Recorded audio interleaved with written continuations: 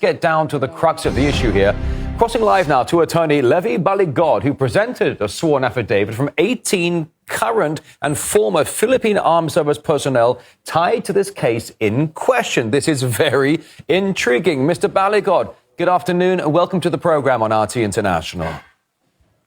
Yes, good afternoon, Mr. Rory Sochet, and good afternoon as well to all your viewers. It's a great pleasure to have you on the program today, sir. Just so I understand, you are the attorney representing 18 individuals who made claims of delivering suitcases stuffed with cash that were allegedly for funding an ICC probe into the former President Rodrigo Duterte. Can you please help me understand and break that down? Over to you. Yes, these 18 former military officers were employed by former Congressman Saldico, who was the former chairman of the House Committee on Appropriations. And they were involved in the delivery of cash on several occasions to Mr. Trillanes, who was in charge with liaisoning with the ICC investigators here in the Philippines.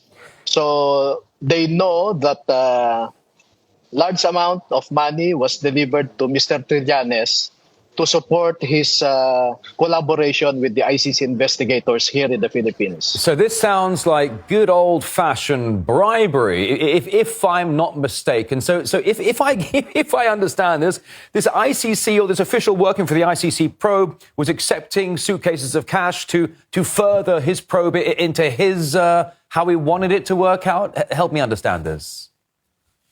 No, to be fair, the 18 former soldiers did not see Mr. Trillanes actually handing money to the ICC investigators, but they know that large amounts of money were delivered to Mr. Trillanes, being the liaison of the political opponents of former President Duterte here. And then they also saw, being the security detail to the ICC investigators, that they only interviewed witnesses that were brought to them by Mr. Trillanes, and therefore it is a fair conclusion that there was no bona fide investigation that was conducted here.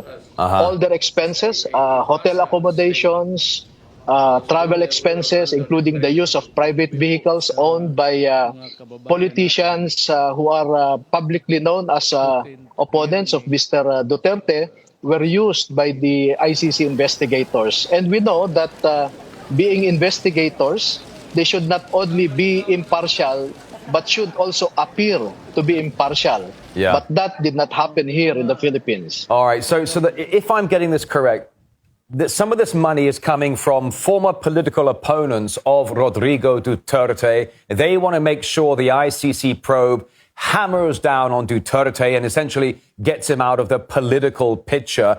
But after these accusations came to light, Mr. Baligod, the ICC made a statement saying it operates independently and that it is exclusively funded through the court's approved budget. What is your response to that, please? Yes, that is the correct policy, that they should be independent. But that did not happen here in the Philippines. Yeah. They were wined and dined here.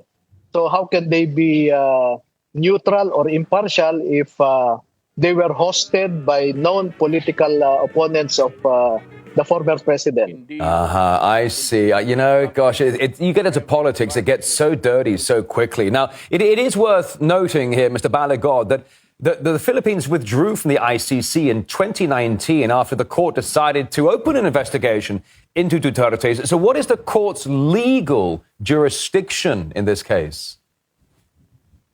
That is one serious problem here, because the Philippines withdrew from ICC in 2018, and the ICC residual jurisdiction should have ended a year after, or on March 2019.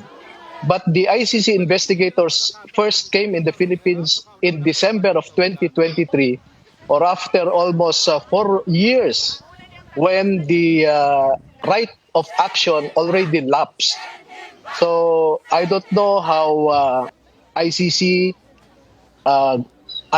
derived jurisdiction when its residual jurisdiction had already lapsed. Yeah, it's a very, very good point. I appreciate that, Levy.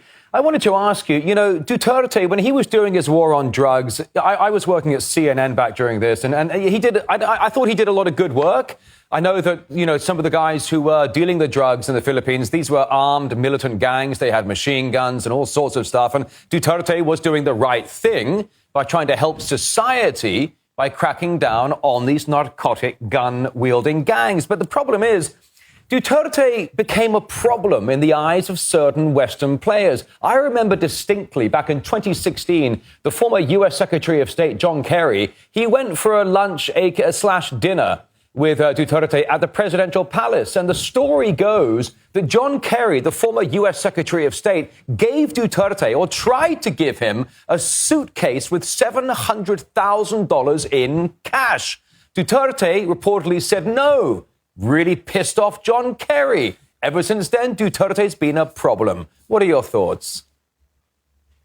Well, my observation about the former president is that he is not corrupt, and that the drug war was a necessity to prevent the Philippines from being ruled by narco politicians, and that his warnings about killing drug lords and drug pushers in the Philippines was a statecraft necessity to discourage would-be criminals from continuing with their criminal trade.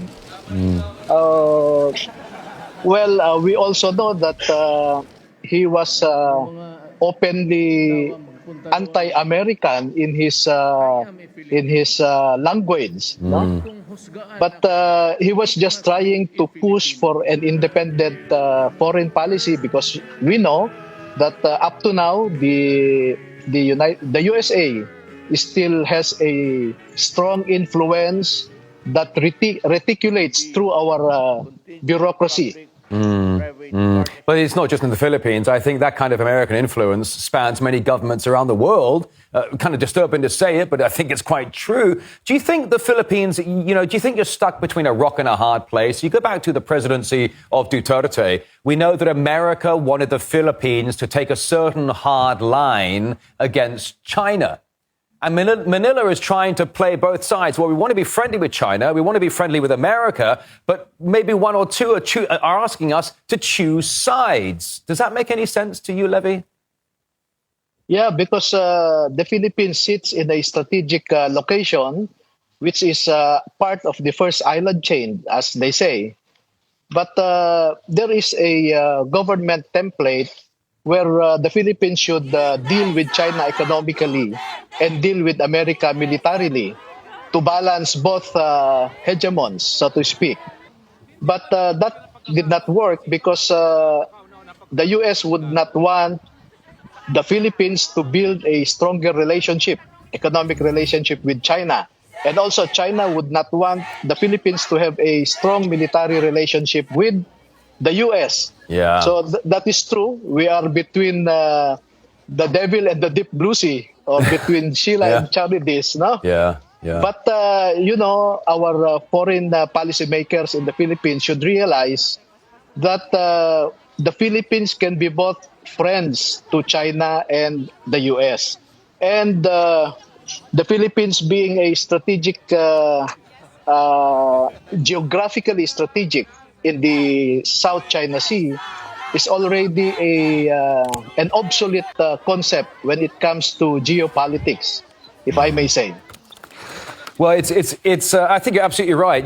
For the Philippines, really stuck between a rock and a hard place, between two of the biggest global players on the block. I think it's a very intriguing and somewhat disconcerting position to be in. But we're so grateful for your time. We're also grateful, frankly, for the former presidency of Rodrigo Duterte. But for the meantime, Philippine lawyer Levito Baligod, it's so good to have you on the program to shed some light on this complicated story. Thank you so much for joining us today. Thank you, Rory. Thank you very much. So kung nakabot kayo sa dulo ng video na to, huwag niyo kalilimutang mag-like, mag-share, mag-follow para marami pa rin tayong maabot na mga kababayan. Sa till our next video, ito yung inyong Ka-Heartbeats here in Ka-Heartbeats Live Radio.